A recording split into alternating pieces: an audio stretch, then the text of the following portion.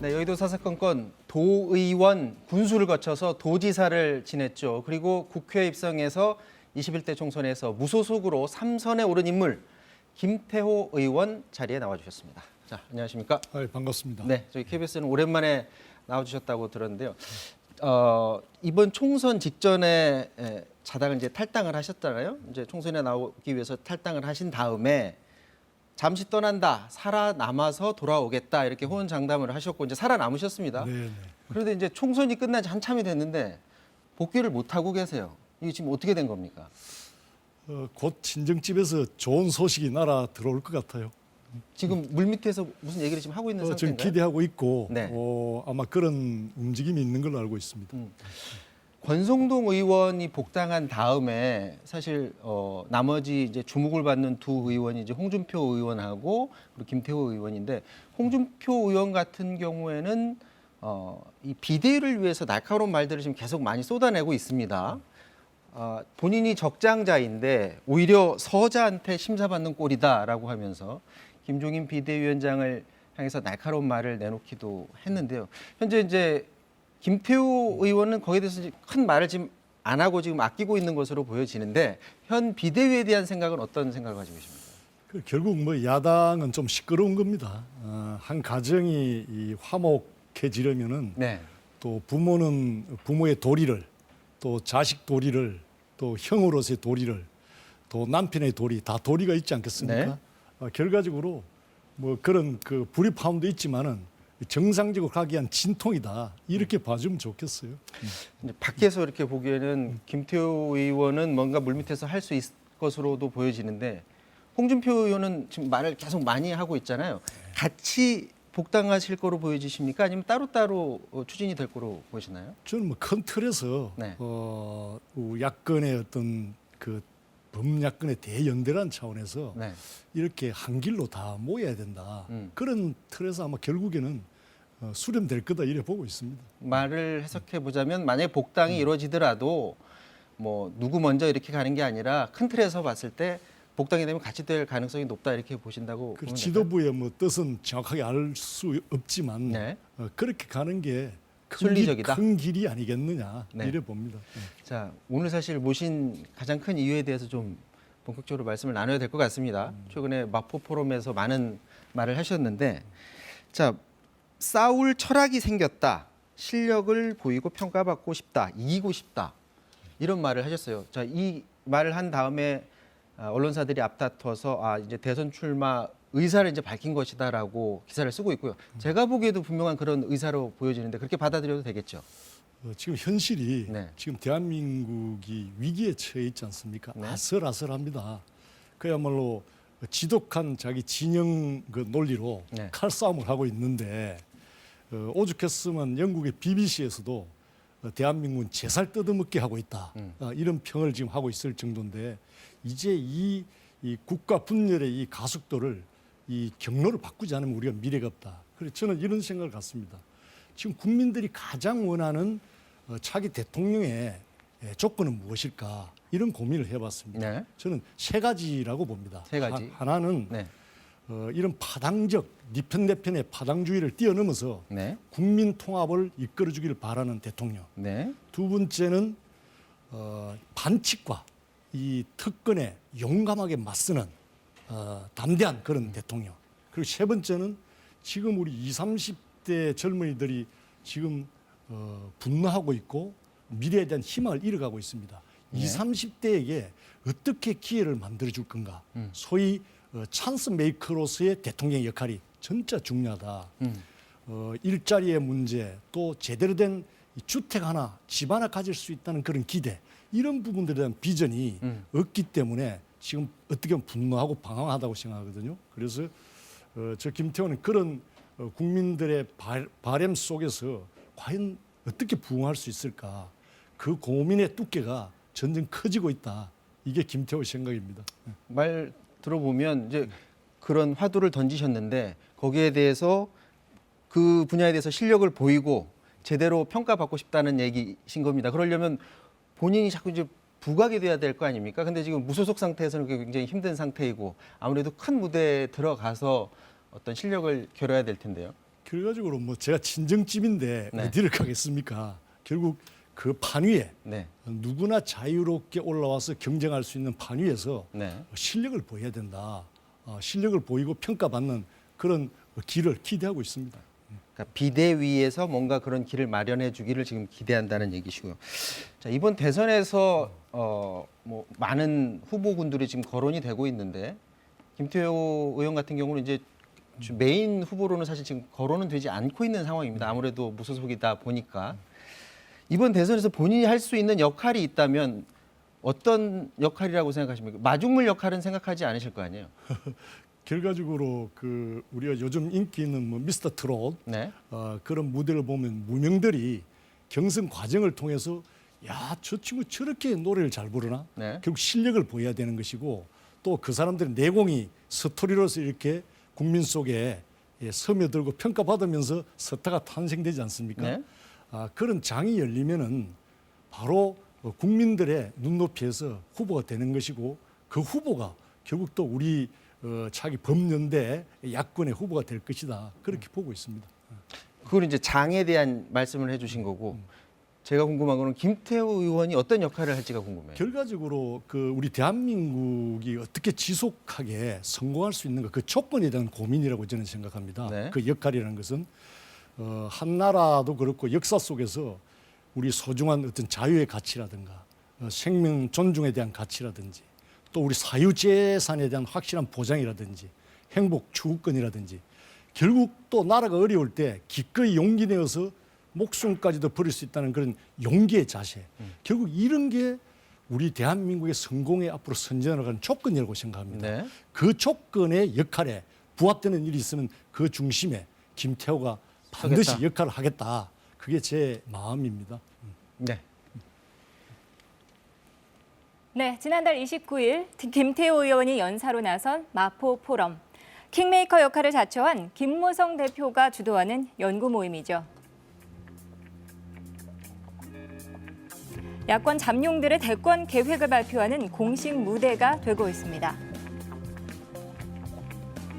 그런데 이날 강연자로 나선 김태호 의원 뜻밖의 고백을 합니다. 그 당시 우리 김무성 대표님이 최고의 그 차기 대권의 지지도를 이렇게 평가받고 있었고 당시 지금의 대통령 문재인 대통령은 실제 존재감도 잘 없었을 겁니다.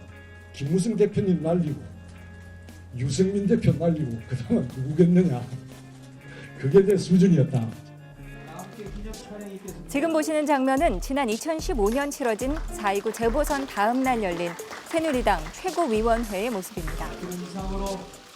우리 대표님이 이렇게 우리 후보자를 업고 달렸는데 오늘은 제가 한번 업어드리겠습니다.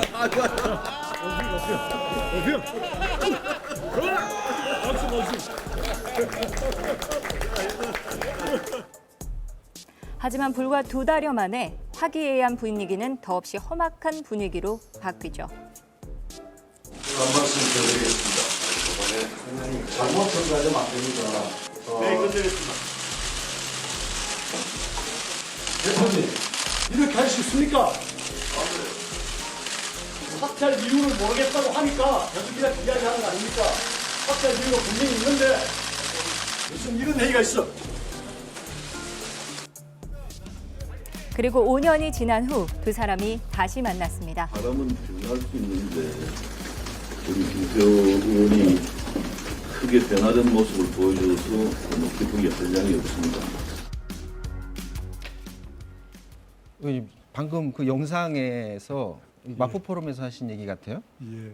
김무성 대표 날리고 유승민 날리고 그 다음은 누구겠느냐. 그게 내 수준이다. 이게 무슨 뜻인가요? 제가 여전히 그 꿈을 가지고 있었고 당시에. 꿈을 가지고 있었고 그 당시도 우리 그 당이 네. 결과적으로 국민적 평가에서는 상당히 우위에 있었거든요. 그렇죠. 제 그 욕심이 하나의 원칙이었던 시대였던 것 같습니다. 그게 제 수준이었다 이렇게 고백한 겁니다. 저 당시에 했던 저런 행동들이 그 유승민, 김무성 아마 그 다음은 나였으니까 나를 좀 끌어올리기 위한 행동이었다. 지금 그렇게 회상을 하신 거군요. 그렇게 바라보고 또 그렇게 실제 행동도 좀 한 것 같아요. 저 장면 이제 뭐 정치 쪽에서는 두고두고 회자되는 그런 장면인데 당시에 이제 유승민 원내대표가 청와대하고 이제 대립각을 세웠었고, 당시 김무성 대표는 너무 혼란스러우니까 당을 좀 안정시키기 위해서 되도록 말에 좀 신중을 기해달라라는 그런 당부를 했는데, 거기서 이제 불쑥 나와서 막 그런 얘기를 하니까 뭐 영상을 보다 보니까 막 욕설도 들리고 그러더라고요. 예. 그때 그렇게 불쾌했던 감정을 가졌던 김무성 대표가 마포 포럼을 통해서 김태호 의원한테 대선의 신호탄을 날릴 수 있는 기회를 지금 주는 자리가 됐어요. 예. 지금의 상황을 어떻게 이해를 해야 될까요? 역시 김무성 대표는 좀 큰 형님 같습니다. 그렇게 참 마음에 미운 털이 있을 텐데 그래도 열어주셨고, 또 이제 저 자신도 그동안 뭐 많은 고백과 또 반성과, 솔직히 이제 우리가 과거를 반성하고 고백하고 또 우리가 한 서로 품어서 뭔가 새로운 정권 창출을 가야 된다는 큰 틀의 가치를 공유한 배경이 아닌가 이렇게 생각합니다. 어떻습니까? 김무성 전 대표의 역할, 차기 대선에서라든지 본인이 이제 대선의 꿈을 가지고 계신 것 같은데, 김무성 전 대표가 할 수 있는 역할이 어떤 역할이 있다고 보십니까? 저는 그분의 성품상 굉장히 그 마음들을 끌어내리는, 끌어모을 수 있는 그 잠재적 역량이 크신 분이다. 네. 이렇게 보고 있고요. 스스로 이제 킹메이커를 자청하셨는데 네. 많은 기대가 됩니다. 할 수 있는 역할이 있다면? 결과적으로 그 야권 연대를 향한 네. 그 판을 짜는데 아마 소중한 역할을 하실 분이다 이렇게 보고 있습니다. 야권 연대를 큰 틀에서 짜는 역할을 할 수 있을 것으로 이제 기대를 모으신다는 예, 얘기. 예. 자, 이번에는 이제 친정이죠. 국민의힘 얘기를 좀 해봐야 될 것 같습니다. 이대로는 재집권이 힘들다. 이거는 국민의힘 내부에서도 나오는 얘기고 밖에서도 나오는 얘기인데, 그렇다면 국민의힘이 가지고 있는 현실이 과연 어떤 건지 좀 조목조목 좀 여쭤보도록 할게요. 자, 준비된 그 현황판 있으면 잠깐만 보여주시겠습니까? 네, 저희들이 질문을 준비를 했는데요.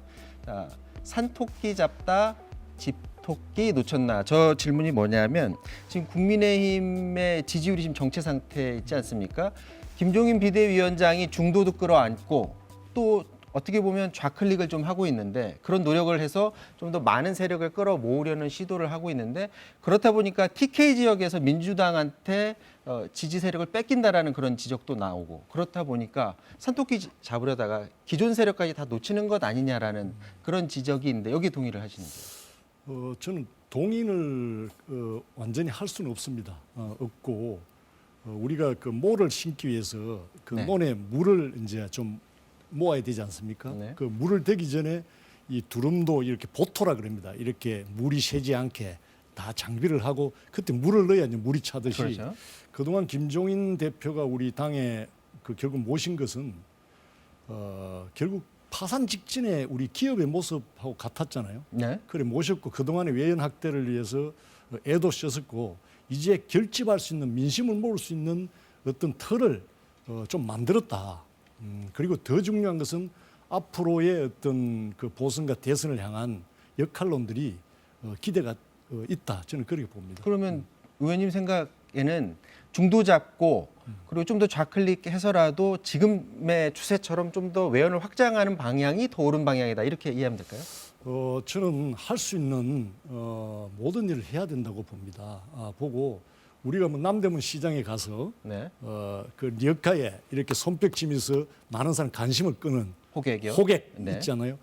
그런 그 눈길을 끌 수 있는. 받고 끌고 그 다음에 실제 우리의 진심이라는 것은 저는 크게 변할 수 없다고 봅니다. 네. 그래서 그런 차원에서 외연의 확대 차원에서 김종인 대표의 역할도 그동안에 평가받을 만하다. 그렇게 보는 겁니다. 네, 다음 질문 드리겠습니다. 좀 듣기 불편하실 수도 있겠는데, 이제 일각에서 국민의힘을 국민의 짐이다 뭐 이렇게 비꼬기도 하고, 사실 당에 대한 어떤 비호감 문제가 있습니다. 어떻게 극복할 수 있을까요? 문재인 정부에서 그동안에 뭐 병력 문제, 또 입시 비리 문제, 또 우리 그 윤미향 사건 등 많은 일들이 있고, 또 민심이 많이 이반돼 있지만은 네. 이런 민심이 우리 쪽으로 이끌지 못한 이유는 여전히 아직도 국민에 대한 그 미래에 대한 어떤 비전을 제대로 제시하지 못하고 있다, 아직까지는. 그리고 이런 이반된 민심을 끌어안을 수 있는 기대를 언덕, 즉 리더십이 아직도 구축되지 않았기 때문에 그런 그 비호감의 정도는 여전히 남아 있다고 저는 생각합니다. 그 대답을 들으니까 이 다음 질문과도 좀 연결이 되는 것 같아요. 자, 지적되는 부분이 사람은 많은데 인물이 없다. 그러니까 인물난을 겪고 있는 국민의힘을 지적을 하고 있는데 방금 전에 이런 얘기를 하셨어요. 비전을 제시를 해줘야 되는데 비전을 제시를 못한다는 얘기는 현재 지도부가 제시를 못하든 아니면 유력한 대권 주자들이 툭툭 진행하는 과정에서 툭툭 그런 비전을 제시를 해줘야 되는데 그 역할을 김태우 의원 비롯해서 김태우 의원은 지금 국민의힘은 아니군요. 어쨌거나 제시를 못하고 있는 게 맞는 거 아닐까요? 그 이제 장이 결국 그 열리는 준비를 하고 있다. 그래서 조금 한번 더 지켜봐 달라 이렇게 말씀드리고 싶네요. 그러니까 그동안에 인물이 없었다라는 지적에 대해서는 동의를 하십니까? 사실 그 호불호의 어떤 관점도 있지만은 결과적으로 이 판 위에 누구든지 올라와서 실력을 보여라. 네. 그리고 국민들 평가받아라. 이게 가장 큰 원칙 같아요. 네. 그래서 지금 누구는 되고 누구는 안 되고의 그 인식 자체는 그런 평가는 그렇게 적절하지는 못한 것 같습니다. 인물은 있는데 지금 찾아내지 못했다고 보시는 겁니까? 결국에 실력을 보일 공간이나 그 장을 아직 못 열어줬다. 그 공간을 만드는 게 결국 가장 중요한 특히 비대의 업적이 될 거다. 저는 그렇게 봅니다. 네. 네. 국정감사 이후에 또 사람들이 많이 예상은 했었는데 윤석열 총장의 어떤 지지도가 상당히 올랐습니다. 지금 차기 대선 주자 선호도 보면은 거의 3위 차지하고 있거든요. 근데 같은 잠룡으로서 어떻게 보십니까? 굉장히 좋은 일이라고 봅니다. 그 사실 윤석열 총장은 야권의 범위로 보고 있지 않습니까? 그런 분이 결과적으로 평가받는다는 것은 결국 전체 우리의 나중에 그 야권의 큰 힘으로 시너지가 발생할 거다. 저는 좋은 현상이라고 봅니다. 윤석열 총장이 나왔으면 하는 그런 생각도 있으신 것 같은데 그런 윤석열 총장이 나올 거는 같다고 생각하십니까? 스스로 나올 것 같은지. 이제 나오기를 바라고 있고 나와야 된다고 생각합니다. 본인이 나와야 한다. 나와야 한다. 그래서 그 장위에 윤석열 총장도 실력을 보여줘야 된다. 네. 그 실력이라는 것은 그야말로 역사를 보는 시각이라든지 세상을 보는 눈이라든지 또 국민의 이렇게 갈라진 어떤 민심이나 지금 분열의 진영 논리를 극복할 수 있는 그 통합의 리더십을 국민들 평가받아야 됩니다. 그래서 지금 당장에 어떤 여론이 중요한 게 아니라 누구든지 여기에 야당 연대의 판 위에 플랫폼 위에 올라오도록 하는 게 나라를 위해서도 또 야당을 위해서도 저는 좋은 일이다 이렇게 봅니다. 네, 공정 경쟁하겠다고 이렇게 그렇습니다. 들립니다. 예. 네. 지금 김태우 의원이 새 판 짜야 된다라는 얘기를 하셨는데 그럼 이것도 같이 연장선상이겠네요. 그 새 판이라는 게 어떤 당을 새로 만들겠다라는 게 아니라 어떤 새로운 대선 후보군을 만들기 위해서 그것이 진보를 빼고 보수 세력 그리고 중도 세력에 있는 사람들에게 어떤 판을 깔아줘서 그 판에 다 올라와라. 이 의도에서 새 판을 깔아야 된다는 얘기를 하신 건가요? 저는 진도를 빼고라는 말도 동의를 하고 싶지는 않고요. 진보 포함해서? 예, 그 새판이라는 말은 결과적으로 이제 승리의 조건이기도 한데 네. 야권, 범야권 그 대연대가 없으면 저는 불가능하다고 보고요. 네. 그러면 그걸 그 연결할 수 있는 그 고리가 있어야 됩니다. 네. 그 고리가 공천 방식입니다. 네. 그 완전 경선 플랫폼 위에 누구나 이렇게 올라와서 경쟁할 수 있는 국민 지지만큼의 자기의 역량을 보여줄 수 있는 지분만큼 보여줄 수 있는 그런 장을 열어줘야 된다. 예를 들어서 꽃에 향기가 없는데 벌이 날아올 수는 없겠죠. 네. 그 플랫폼이라는 것은 결과적으로 꽃의 향기를 이야기하는 겁니다. 그러면 벌들이 모여들 겁니다. 그것도 준비 없이 들어와라. 우리 큰 집이니까 큰 집 주도로 하겠다. 네. 이런 발상도 잘못되었다. 지금 우리 이 야당의 자세는 큰 집일수록 자기 기득권을 다 내려놓고 나는 유산 안 받을 테니까 너희들끼리 한번 잘해봐라. 이 정도의 자세를 가져야 됩니다. 그래서 지금 경선 과정에서 뭐 당원 몇 프로, 국민 몇 프로, 막 네. 자꾸 이런 논란 자체가 그렇게 적절한 것 같지는 않다. 그렇게 봅니다. 경선, 네. 오히려 좀 구체적으로 이렇게 들어가서 국민들의 생각을 얼마나 받아들일지 이런 것들을 솔직히 짜야지 더 구체적으로 들어갈 수 있는 거 아닐까요? 그렇죠. 저는 100%라고 봅니다.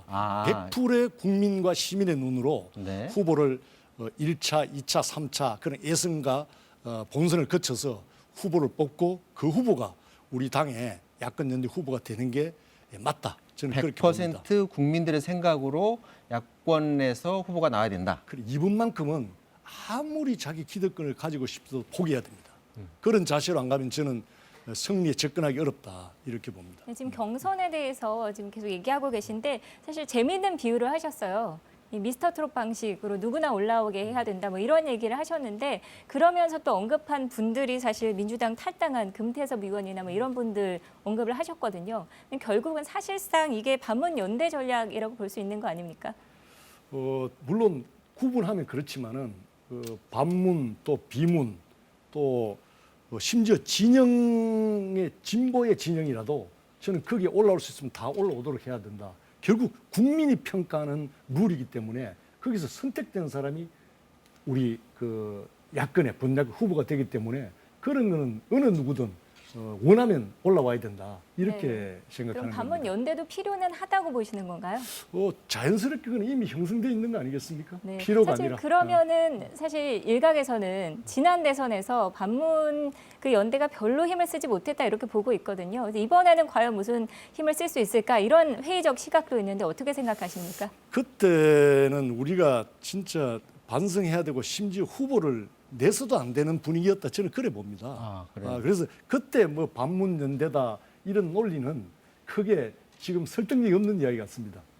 너무 특별한 경우였으니까요. 다르다, 케이스가 다르다라고 예, 보시는 그렇습니다. 거죠.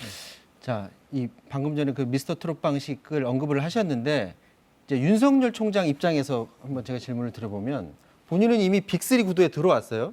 나머지 분들은 선호도가 굉장히 낮은 상태인데 나는 이미 구도상 혼자 나가도 되는 상황인데 내가 굳이 미스터 트롯에 들어갈 필요가 있느냐. 미스터 트롯에서 누군가 선정이 되면 그 다음에 윤석열 총장이 나서서 그 사람과 겨루는 방식, 오히려 그런 방식을 선호할 수도 있는데 그거에는 동의하지 않습니까? 결과적으로 우리 한국에는 정당의 플랫폼 위에 네. 올라가지 않으면은 그 지금의 뭐 여론조사가 1등을 달리더라도 어렵습니다. 아무리 구조가. 지지율이 높더라도 안 된다. 예. 그 현실을 또 뛰어넘을 수는 없기 때문에 네. 그래서 우리가 기존의 큰 집이라고 하는 국민의힘에서 진짜 그 기득권을 다 놓고 국민의 시각에서 그 플랫폼을 만들면 윤석열 아니면 누구라도 들어올 거다. 저는 안 들어오는 사람이 오히려 국민의 지탄을 받을 거다. 저는 그렇게 봅니다. 그럼 그런 경선 방식을 지금 대선뿐만이 아니라 내년에 있을 서울, 부산 이 보궐선거에도 도입해야 된다고 보시는 건가요? 100%. 적용돼야 된다고 봅니다. 내년 서울시장 또 부산시장 선거에서 적용이 돼야 되고 이게 바로 다음 대선을 향한 전 바로미터가 될 거다 이렇게 보고 있습니다. 그러니까 마찬가지로 대선과 마찬가지로 국민들의 생각이 100% 반영된 후보자가 나와야 된다. 저의 생각은 확고합니다. 예. 근데 국민 참여 경선이라는 게 사실상 이게 어려운 얘기 아닌가요? 현실 가능성이 있습니까? 그렇기 때문에 우리가 해내야 되는 겁니다. 승리를 하기 위해서는 해내야 되고 거기에 들어오는 어떤 당도 방법을 얼마든지 찾을 수 있다고 봅니다. 예를 들어서 1차 예선 당원들의 왜 그러면 권리를 이렇게 무시하느냐 이렇게 반발이 나올 수도 있을 겁니다. 그런 분들은 오히려 와일드 카드라는 게 있지 않습니까? 오히려 그 당에서 아마 추천해봐라. 그게 정의당이라도 좋습니다. 예를 들어서 그래서 와일드 카드를 2차 예선에 넣어서 또 국민들이 평가하도록 하면 되는 겁니다. 저는 방법은 얼마든지 좋은 지혜를 짜낼 수 있다는 생각을 갖고 있습니다. 자, 대선에 대해서는 많은 얘기를 지금 해주셨는데 현 그 문재인 정부에 대한 생각이 좀 궁금합니다. 그동안 그 문재인 정부 향해서도 쓴소리도 계속 하셨는데 사실 뭐 레임덕 현상이 지금 나타나지는 않고 있는 상황입니다. 자, 문재인 정부가 잘하고 있는 점 하나, 잘못하고 있는 점 하나 이렇게 만약에 꼽는다면 어떤 점을 꼽을 수 있을까요? 뭐 나라를 위해서 고민을 왜 안 하시겠습니까? 네. 그래서 큰 틀에서 우리가 그 남북 그 관리 차원에서 네. 평화 관리 차원에서 그 노력은 저는 평가해 줘야 된다고 생각합니다. 북한과의 그렇지만 관계. 네. 모든 정책의 어떤 그 보이지 않는 곳에 이 진영의 메커니즘, 진영론의 메커니즘이 얼른되고 있다, 얼른거리고 있다 이런 걸 지울 수가 없거든요. 네. 그래서 우리 촛불 민심은 보수 진보에 구분할 수 없는 민심이라고 봅니다. 더 이상 이대로 가서는 안 된다는 국민들의 변화의 욕구가 분출된 것이고 그러면 그 민심을 문 정부가 이게 돌아온 우리 국민의 정신을 제도화로 이렇게 바꾸는 노력을 했어야 되는데 결과적으로는 많은 국민들이 진영의 이익을 대변한 정권처럼 보이고 있다는 건 참 우리의 비극 같습니다. 네. 그런 차원에서 참 안타깝습니다. 이거 여쭤볼게요. 지금 내년 서울시장, 부산시장 재보선에서 민주당이 결국에는 이제 후보를 추천하기로 결정을 했습니다. 당원 당규를 이제 바꿔서 하기로 했는데 거기에 대해서 국민의힘 비롯해서 야당에서 굉장히 비판을 많이 가하고 있지 않습니까? 근데 그런 비판에 대해서 아니 국민의힘도 이전에 박근혜 전 대통령 탄핵당한 이후에 대권 후보 내지 않았느냐라는 논리로 반박을 하고 있는데 지금 민주당이 내년 재보선에 후보를 내는 그 논리에 대해서는 어떻게 생각하십니까? 그래서 우리가 대표한 겁니다. 사실은 네. 내서는 안 되는 후보를 냈기 때문에 대표한 것이고요. 네. 이번 같은 경우는 부산, 서울에 이제 특히 아픈 그런 입으로 담기 어려운 그런 내용들로 그 재보궐선거가 이루어지지 않습니까? 네. 저는 어제 그 참여하기로 한 민주당 당헌을 이제 바꿔가면서까지 공천을 하겠다는 뜻은 저는 도덕적 자살이라고 봅니다. 도덕적 자살이다. 그럼 앞으로 민주당 후보는 공정의 문제, 도덕의 문제, 윤리의 문제는 크게 고려하지 않겠다는 저는 뜻으로 해석이 됩니다. 이건 참 안타깝습니다. 이 자리에 이제 김태호 의원만 있어서 민주당의 반박 논리는 듣지 못하는 그런 상황인데요. 자, 다음 질문 하나 또 해보도록 하겠습니다. 김종인 비대위원장이 이명박 전 대통령이 재수감됐지 않습니까? 근데 그 재수감됐을 때 약속했던 대국민 사과를 안 하고 박근혜 전 대통령의 최종 결과가 나오면 그때 다 같이 모아서 사과를 하겠다라고 했는데 오히려 변화된 모습을 보이려면 잘못한 것이 있으면 그때그때 바로바로 사과하는 게 맞는 것 아닌지 김태우 의원 생각은 어떤 생각이신가요? 그래, 뭐 시각이 다를 수 있지만 저는 큰 틀에서는 우리가 계속 고백하고 반성해야 되고 또 책임 있는 지도부로서의 그 국민을 향한 사과는 저는 좋은 자세라고 보고 있습니다. 자, 마지막 질문이 될 것 같습니다. 그동안 그러니까 예전에 최고위원 하실 때 뭐 돌출 발언을 많이 해서 돈키호테라고 많이 불리셨잖아요. 예. 이제 세월이 많이 흘렀습니다. 예, 예. 그때 당시를 생각하면 아쉬웠던 점하고 그리고 앞으로의 김태호 앞에는 어떤 수식어가 붙었으면 하는지에 대한 생각을 좀 말해주시죠. 그만큼 제가 그 칼이 있으면 칼을 잘 쓰면은 네. 그게 참 잘못 쓰면은 그게 조폭이 될 수도 있고 잘 쓰면 소중한 생명도 이렇게 구할 수 있는데 그때 돈키호테라는 이름을 얻을 때는 칼 잡는 데만 신경을 쓴 것 같습니다. 네. 그게 제 솔직한 그 당시의 판단 능력이었고 네. 그래서 20대 불출마하고 또 그 G2 나라의 경험도 하면서 제가 저를 돌아본 배움의 시간이 있었는데 네. 저를 가장 크게 위로한 말은 그 괴테의 그 파우스트라는 책에 이런 글귀가 있습니다. 네. 인간은 노력하는 한 실수하기 마련이다. 결과적으로 실수를 두려워하지 말아라. 네. 실수가 있다는 것은 노력한 증거다. 이제 그런 말로 제가 이안을 받았는데 네. 과거의 오해 수준 또 제 수준도 많이 있습니다만은 그렇다고 해서 그 미래 가능성을 저는 포기할 수는 없다. 제 마음에 국민을 향한 또 국민을 섬기는 길이 뭔지를 늘 고민하면서 뚜벅뚜벅 걸어가겠습니다. 자, 한때 돈키호테로 불렸던 김태호 의원입니다. 이제 세월이 많이 흘렀고요. 앞으로 김태호 의원 앞에는 어떤 수식어가 붙을지 김태호 의원의 행보에 따라서 그 수식어가 달릴 것으로 보여집니다. 자, 지금까지 김태호 의원과 말씀 나눴습니다. 고맙습니다.